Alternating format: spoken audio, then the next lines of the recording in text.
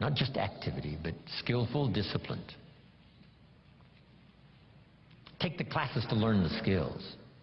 Get around people that will teach you the disciplines. And then deposit your imagining the possibilities and believing that it's possible for you. Deposit that now into what we call high activity. Make this note now. Activity finishes the miracle process of turning nothing into something. Activity finishes the miracle process. I'm positive that's why the formula was given of 6 days of working miracles and 1 day of rest, to ponder how it's going. How is my miracle working process working? Have I missed some? Devote 6 days to the working of miracles. The 7th day to rest and reflect and go back over, and a bit of study. Yes, spiritual, yes, church, yes, synagogue, yes, family, yes, social, yes, friends. But see if you can't now come up with a plan to increase your activity or refine your activity. Sharpen it so that it produces major results. Here's the next one. Take joy in the work. I couldn't wait to get here today to share my story one more time. I'm already pondering the testimonials that may come out of a class like this next year, a year from now, 5 years from now, if I happen to meet some of you and you say, on that summer weekend in Anaheim, I finally got it. The lights went on for me. Something you said and something someone else said finally made sense. And I hooked it together, and here's what's happened. That's going to be extraordinary. Right? That's why we're here, to do this work. I was excited this morning about being here. Couldn't wait to hear what I've got to say. A lady asked me one time, she said, Mr. Rohn, over the last few years I've been to your seminars now several times. Every time I see you, you're all excited. Things seem to be going great for you. How do you stay so excited all the time? And I said, I think it's because I attend all these seminars.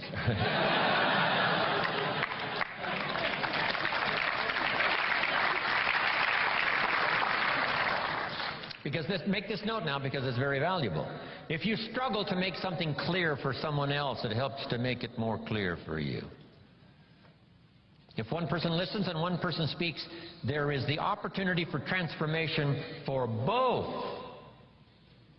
The listener to be enlightened, to see something he never saw before, but the speaker to be better educated on how to present it by struggling with the language. Words are clumsy sometimes when you try to express what's going on in your head, let alone your heart and spirit. But the more you struggle to make it clear, the clearer it gets for you.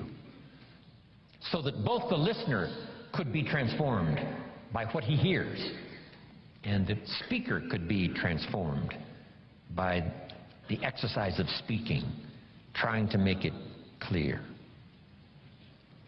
We're going to talk later about communication. It's almost a godlike quality, communicating, inspiring other people with your language. Now here's the last part, and I'm finished, and we're going to take then about a 10, 12-minute break, maybe 11 minutes.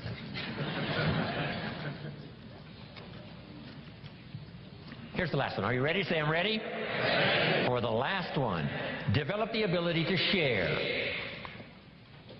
Not just your money and your resources. One of the biggest things to share, of course, is your time, because you're limited on time. You can't get any more time.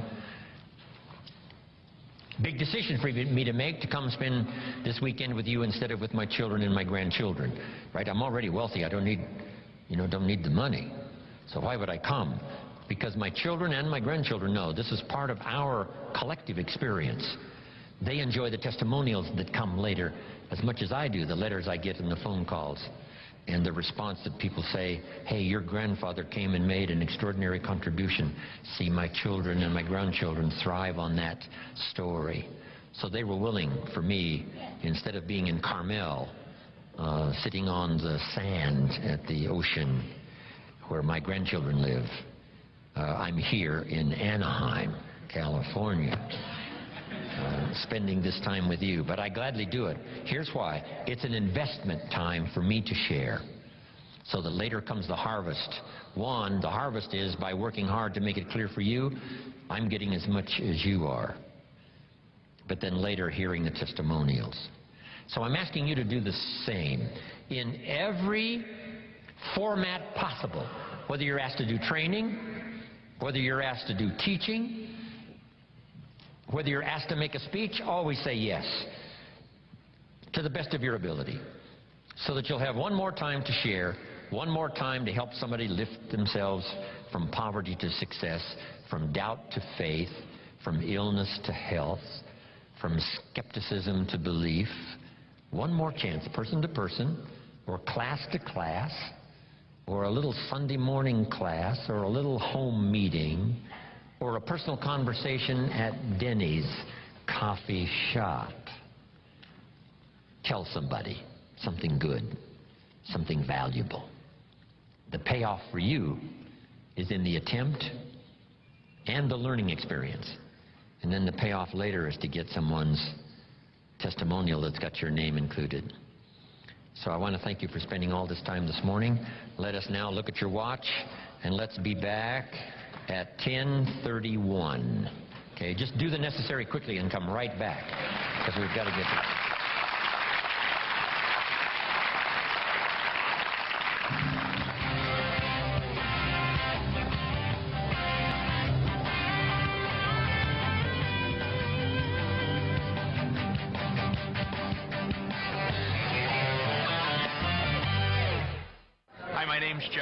I live down in Sarasota, Florida, and I've been in network marketing now for 20 years.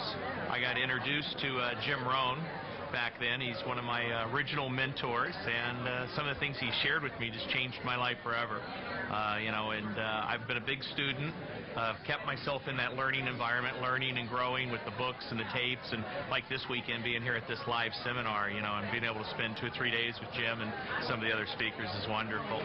And it's changed my life. I was a broke waiter, and in the last 20 years I've been able to earn in excess of $50 million in the network marketing industry. So thank you, Jim, and thank you so many others. My name is Rohn Hudson, founder and president of BeSomeone.org. Oh, it's like getting a blank check on the future. I've learned so much, and some of the principles that I've learned for the last 30 years that I've known Jim Rohn has really transformed my life. I can remember when I was in the housing project, I couldn't afford his book, so I went to the library and they ordered it from another library that they didn't have. And just 30 years ago, I'm living my dream because of some of the concepts that I learned from Jim Rohn. For my life to get better, I had to get better, that no one was coming to the rescue. And when I learned this principle, my whole life has changed, and I started doing the things I need to do to be successful. When I realized that it was only me that could save myself. I recommend anyone in the world to really visit Jim Rohn. I bought all of his products and to distribute them to my brothers and sisters. I think what he's doing is the best teachings on the planet. My name is Cindy Goodwin, and I live in New Hampshire, and I educate others for a living. And I'm constantly learning from Jim, and his personal philosophy about taking care of yourself for others so others can take care of themselves for you is something that we talk about in my house and with my students, and it's great. I'm still learning every day. That's why I'm here. Okay. My name is Frederick Talon. I'm coming from Belgium. The reason why I've come here to watch Jim Rohn, because he's a great inspirer. We read many books of him. We love him.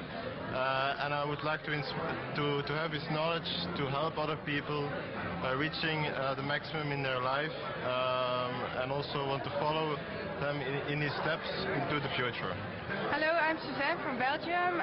The reason that I come here is because we had a couple of trainings before of him. He already inspired me a lot. Our personal life has changed a lot. Also the financial dreams are coming true now in our life. We have more financial freedom.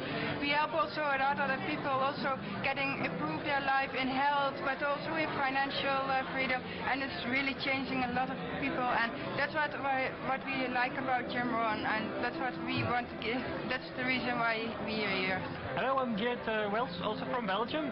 Almost 1 year ago I started with the 1-year plan from Jim Rohn, and the first 3 months already was incredible what happened. Just unbelievable 90 days. So when we get the possibility just to attend the event, for me the decision was quick made. Just I want to go to see everything live and see what happens afterwards. It's just incredible. I was working 1 year hard work and nothing changed, and then with 90 days, already just the first 90 days, I doubled my income in 90 days. I got a huge organization, a lot of people who like to work with me. I like to work with the other people. It's just incredible, only the start already. My name is Michael Bennett. I'm from Phoenix, Arizona, and I'm in direct sales, and I love Jim Rohn. When I first heard his tape about planting seeds, I listened to it like 15 times. And to see him in person is awesome because he's one of those people that speaks right to the soul of people, whether you're new in this business, you've been in this business a while. He's just an awesome guy. He's like a mentor that you can put in a CD or a tape. If you want to understand the cream of the crop and understand where it all comes down, come see Jim Rohn. Listen to Jim Rohn because he's the guy that taught most of the other people that inspire and motivate us. Hi, my name is Charles Kelly. I'm from London. I've come here to see Jim Rohn. The reason I wanted to come here and actually see him is to see if he was better live than he is on tape. And I think so far he has been better live than on tape. This morning, I think I've got out of the situation this morning is he said, he keeps saying, why not? Why not go for it? Why not do something extraordinary with my life? And that's what I'm going to do. Thank you very much. My name is James Blakemore, and I'm from Midland, Texas. About 8 years ago, I had the incredible opportunity to hear a gentleman speak. His name was James Rohn, and the two-day seminar that I attended changed my life completely. I went from a person who was not even entitled to success to understanding why you become what you earn what you become, and you become successful by what you become. I continue to listen. I consume everything that Jim Rohn puts out. I attend every opportunity. At every opportunity, I attend every seminar, meeting. Anytime I can get in front of the man, I do. My name is Jeff Weisberg from Moorpark, California. I've been involved in my own business now for over 20 years. Had an opportunity many years ago to first hear from Jim Rohn, and I think it's very important that all the different growth that a person gets, they need to have continuous education. And Jim's amazing. At his age now, he's still running around the world helping and changing people's lives. And I think that for people that haven't had an opportunity to experience them, they need to. And for people that haven't had an opportunity to learn and develop and grow from his teachings and people that he's taught and mentored, it's definitely something you want to be part of. Hello everyone, this is Jerry Clark of ClubRhino.net. We're sitting here at the Jim Rohn Leadership event in Anaheim, California. We have had a great time learning from some of the giants of the industry such as Jim Rohn, Brian Tracy, and the individual I have with me today, which is Dennis Waitley. And many of you know of Dennis Waitley because you've listened to several of his programs just like I did a number of years ago. As a matter of fact, in 1986 is when I picked up some of his first training materials that I actually started learning from. The Psychology of Winning, all-time best-selling classic. You have Seeds of Greatness, Being the Best, Empires of the Mind. I mean, I can go on and on with the programs that Dennis have come out with. And Dennis, he also, for 12 years, has been the Olympic coach, like the mental toughness, the mental training coach for the Olympic athletes. And so we are fortunate to have him here today. He's taking some time out to share some insights and so forth. So, Dennis, we want to welcome you here with us. Thanks, Jerry. It's great to be with you. Now, the first question, you're talking about mental toughness. This is really important because a lot of people listening and watching right now, they want to know how do they develop a mental toughness in life, in business life, as far as people who are entrepreneurial minded. They're out there doing things that are a little different than a regular population as far as, you know, they want to make things happen on their own. How do they develop that mental toughness that it's really going to take in order to make it? I think one of the first things is to always be prepared for a surprise, and the surprise is likely to be a negative surprise every day. Something's going to happen in your day, whether you're going to be late behind a train, your car's going to have a flat tire, something's going to happen to you, and the ability to be able to take molehills and continue to make them molehills instead of mountains, to look at problems as being normal. Problems are a normal part of change, so because we're changing so rapidly, there are going to be a lot of problems you face. And to look at failure as an event. That's the important thing. Failure is not a person. I'm not a failure. I've had a failure. I've had a temporary inconvenience. I've had a stumbling block. And the idea is to turn a stumbling block into a stepping stone. and step on it rather than stumble over it. So I always say look at failure as the fertilizer of success. Wow. Fertilizer stinks. It smells, you know, I mean, you put it on your grass and say, wow, that guy's just fertilized his lawn. Sure, you fertilize your life with your mistakes. You don't wallow in them, you don't lay in them, you don't roll in them. You pick yourself up off your mistake and you learn from it and try not to repeat that same thing again. But you look at it as a temporary inconvenience. It's a detour. It's a detour in life is a failure. So are these the same principles that the athletes, the Olympic athletes use when they, or maybe they're in practice or so forth, and they do a routine and it doesn't work out the way they really felt it should have worked out, or they're actually in the Olympic Games and they don't win that gold medal? Typically they don't just give up and say, oh, forget it. You know, typically they come back 4 years later and they go at it again, and they're doing years and years of practice just to get back to that point. So are you saying it's the same type of mindset that it takes to be a champion in athletics, that it takes to be a champion in business? Absolutely. There's two times when you use it, before you perform and right after. So it's called simulation and then replay. Wow. And the replay after a failure is as important as the replay after a success. So the idea is when you miss, you say, that's not like me, I'm better than that. That's not like me, come on, get with it. So you teach an athlete to slap his thigh and say, come on, that's not like you, let's get with it. Let's get going now. Come on, let's get back on it. Let's get back on the ball. And so I'm learning myself in my life. I say, come on, Dennis, that's not like you. You're a lot better than this. You're better than this, so let's get back to where we belong here. Let's remember what we've learned. Let's slow down, take a deep breath, focus, relax, concentrate, and follow through. Next time, we'll get it right. The important thing is to look at a failure as an event, a single performance that you must take and make lead back to the original goal. The problem is most people say, oh man, I blew it, oh gee, and they rest on that and they reinforce that mistake instead of taking it and correcting it to the target. So it's really important to do target correction. So basically what you're saying is that it's just all these are mental strategies, mental tools that we can use as kind of like reforming our self-talk. Instead of saying the negative, disempowering type things, say the positive and empowering type things. And so in order for a person to get to a point where they're used to doing that, because initially it seems like they have to consciously think about, making sure that they say an empowering word or empowering phrase. So to get to that point, does it require, your regular reading books, going to seminars like the Jim Rohn leadership event we're at right now, listening to tapes and so forth? Does it require those type of things to even get to that point? Or can anyone who hasn't even done a lot of personal development just say, hey, I'm going to choose to have really good self-talk? Well, it's pretty hard to go cold turkey on anything, mainly because you don't really stop a habit, you replace a habit. And if it's habitual, a habitual way of talking or feeling or explaining, I call it the positive explanatory style versus the negative explanatory style. So I like to explain the explanatory styles. Yeah. Well, I like to interview people, and I ask them how it's going. And I ask them, if it's, what kind of day is it for you? And if the weather enters into the picture, then I know that it's not mental, because the weather is an external factor. So if the externals in life are the things that determine whether you have a good day or not, you're being, if you will, you're a thermometer. A thermometer is a passive device that lays there and tells you how the world is doing on the outside. A thermostat is what you set on the temperature that you want. Then it controls the air conditioning and the heating. If you look at your body and brain as the hardware in your computer, and you look at the software as the things you put in your mind, you have a software program that drives the hardware. So the software is what you need to program with the instructions to have the computer follow directions. And so you tell the computer what you want it to do, and the software program determines the outcome of what the computer does. Most people don't know how to program their software to get the outcomes they want. And the sad thing is that most people's software has already been programmed by someone else. No question. And so now they're operating from that, right? Every day. Yeah, it's been programmed by the evening news. It's being programmed by sitcoms, reality TV shows, commercials.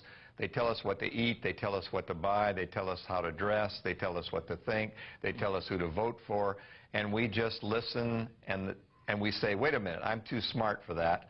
I'm not going to pay any attention to that. Too late. Wow. Observation, imitation, repetition, right. habit, practice, secondhand smoke, secondhand violence, secondhand. It goes in and sticks. And even if we don't want to do it, we do it anyway. That's called the perception to buy. The advertising manipulates perception, so you buy what they want you. And the same thing is true with self-talk and controlled thinking. Makes you control your habits so that you do maybe what's good for you. And the question is, who's putting what into your mind? Is it junk food in your mind, or are you putting in some stuff that really makes your mind work well? Wow. And so basically what you're talking about is that even if someone says, you know, I'm not really watching TV to watch the TV, it's just I have it on. So, you know, they might be sleeping and they have the TV on. But what you're saying is if all that positive stuff going in, it's like if you put something, you got something in your throat and you have to cough, you got to get it out, right? Yep. Okay, and then if you got to get it out, and if you keep it in, then what's going to happen is, you know, it's just going to stay in. It's still there. So are you saying that no matter what, it still comes in, even if you just have it like secondhand TV, so to speak? Well, yeah, it's true. It does go in unless you're asleep. There's been a misnomer. In other words, you really don't learn while you sleep. So sleep learning, the Russians tried it, and the important thing about sleep is you need to dream. And you dream about every 30 to 40 minutes. You go down into a deep sleep, come back up and have a dream. So you have so many dreams per night. If you tried to learn stuff while you're asleep, it would interrupt your dreams, and you would be irritable, and you would actually be a little bit paranoid. So the best time to get inputs is when you're relaxed, not paying attention to it. And that's where television and commercials and radio and all these things have the biggest impact on teenagers, because they're really not paying that much attention to it. What they say is, look, the lyrics don't mean anything to me. I like the beat. Right. I like the beat, but the lyrics, I don't pay any attention. Well, the truth is, that's worse. They don't have to pay attention because it's going in and sticking anyway. So in order to reprogram ourselves, then, it's going to take just a constant, you know, injecting ourselves, so to speak, with, you know, like materials that you've come out with over the years. C's a Great in Psychology of Winning, which is one of the best-selling audio programs of Nightingale Conant of all times. Going to events like this, like the Jim Rohn event, going to your different trainings that you do, just constantly bombarding or saturating your mind. It's kind of like a reverse brainwashing, so to speak, because everyone tells me, they say, Jerry, you're just brainwashing people, you know, when they come to my seminars. You're brainwashing people and so forth. And I just say, hey, they've already been brainwashed. No, it's the opposite. You know, it's called dehypnosis. Dehypnosis. It's dehypnotizing what they've already been hypnotized, because hypnosis means sleep. Hypno from sleep. So hypnosis is when you learn when you're relaxed and you repeat things, but you didn't remember that you learned them. So you dehypnotize people by helping them take in stuff that's good for them, rather than not recognize they're taking in stuff that's bad for them. Wow. So obviously you have to read a lot of books, listen to a lot of programs, listen to positive radio, watch the Discovery Channel, watch National Geographic, listen to great music, and go out to ethnic restaurants and watch people who are doing great things, and you know, really get involved with people who are trying to make a difference in the world. And the next thing you know, you say, wow, some of that stuff's rubbing off on me. Now, what do you say to someone who's, you know, they're watching and they're listening right now, and they're saying, you know, one of the things is that I listen to tapes and I read the books and so forth, but when it comes to really taking action, sometimes I might start to take an action, and then I kind of like stop. So they're not able to be consistent with the action they know they should be taking, and so they end up procrastinating. What do you say to people like that? Well, I say that's a little voice inside you that tells you you can't do it. It's the voice of fear. We all have that little voice inside of us. So what you say to them is find someone who will keep you honest by making you accountable by having a buddy. And the buddy says, wait a minute, you and I said we said we were going to meet at 6 o'clock in the morning, and I showed and you didn't. Come on. You said you were going to be there. And when you announce to somebody else that you're going to do something, you kind of make a commitment back and forth to a friend. So it's really important maybe not to try to do it alone, because by ourselves, I'm a great procrastinator. I was going to go to the program, but I put it off. I went to the memory program, but I forgot where I put the tape. Now, what about happiness? That's one key thing that people ask me all the time. They say, how do I become happy? It's like a lot of people are chasing things in order to be happy. They think they have to get something in order to be happy. What's your take on happiness, and what is happiness, and where can people get it or find it for people that are chasing for it? That's just it. You can't drive it, you can't wear it, you can't live in it, you can't drink it, smoke it, snort it, you can't travel to it. Happiness is the experience of the journey. It's like brushing your teeth or driving your car. It's a second nature kind of thing, and it doesn't come as a result of anything. Because if you're waiting for results to make you happy, they're going to be good results and bad results. So you'll be happy sometimes and sad other times. The experience of happiness becomes a way of looking at everything. And so I am happy because that's the way I am, because that's the way I've been thinking. But it isn't a result of anything that's happened to me. I just decided to be a happy guy. And so when I look at something, I say, can do, no problem. That's not going to make me unhappy. And they say, come on, you just came back from Africa. There are 400,000 child refugees from AIDS over there. Don't tell me that doesn't make you sad. I said, it makes me compassionate. It makes me want to do something. It makes me grateful that I live where I live. It makes me not want to waste. It makes me want to help them. But it can't make me unhappy, because if it makes me unhappy, I wouldn't have the energy or the excitement to help them. I wouldn't have the passion, because passion, in my case, comes from being excited and being happy. And that's powerful, is that it's a choice. And that's a really Happiness is a choice. It really is a choice. And people say, come on, how can I be happy? You say, well, try it. Because for people thinking that it's going to take something else, when they get that something else, then they start to realize, well, maybe this is not it. Maybe it's going to take something else. So they're always looking for something else to make them happy. And that's probably one of the reasons that actually causes some of the addictions and some of the things that we have, is because once they realize it's not that, they start feeling depressed. And, oh, my goodness, what is it? And then they start all this addictive behavior. Well, a lot of there's an answer to a riddle, too. And the riddle is, do we sing because we're happy? Or do we become happy because we sing? But yes, the answer is true. So let's say you're not happy. I believe that if you sing a happy song, the lyrics and the tune will create more happiness in you. So as simple as it sounds, if you're singing a happy song, the mind doesn't know the difference that you're unhappy or happy. So when I sing, it's like whistling when you're afraid. Right, exactly. Yeah, that's right. You say, why are you whistling? Well, I'm afraid, and I'm trying to whistle myself out of being afraid. Well, it really happens that way. And so I try to sing a happy song in life, even if I'm not really happy at the moment, and it gets me back into where I think I belong. Wow. So as we're wrapping up here, why do you feel it's important for people to come to events like the Jim Rohn Leadership event that we're at right now, and all the different trainings that you do and Brian Tracy does and all the other trainers out there that have great and valuable information to share? Why do you think that's important for people who are listening or watching right now to constantly engage themselves in that type of activity? Because 90% of what you'll ever see and hear is negative on a daily and nightly basis, and you have to do something to overcome that. And I think Zig says it best. He and I started speaking together about 1974. Wow. And he said that just because you take a bath, that doesn't mean you don't need to take one tomorrow. Wow. So one bath does not make you clean, and therefore one seminar does not change your life.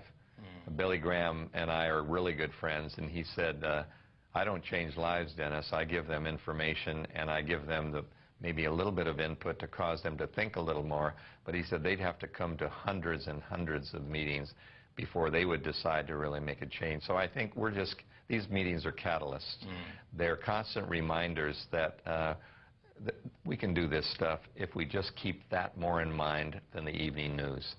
That is excellent. Now, I know that people that are listening and watching right now, they can go to jimrohn.com and find some of the materials that you have, but you also have a website that have a lot more materials that they're not going to be able to find there. Is it DennisWaitley.com? Sure, they can go to DennisWaitley.com or just Waitley.com, just WAITLEY.com. Okay, and if they go to Dennis, they spell it with one N. Yes. Yeah, if they go to Dennis Waitley, yeah, I'm a one N Dennis. My mom lost an end. Well, Dennis, we appreciate your time, your energy, and I thank you personally for over all the years of coming out with the empowering information that actually empowered my life and actually allowed me to create millionaire status and be able to produce great results in my life and go out there and share with other people. So on behalf of myself and all the other people at this Jim Rohn leadership event and all the other people that are watching and that are listening that don't happen to be at this event right now, we want to thank you from the bottom of our heart and say keep up the great work out there and keep empowering people like you do. Thank you very much, and you've got the baton for the next generation. Thank you. Gladly hand it to you. I appreciate that. Thanks. Thank you.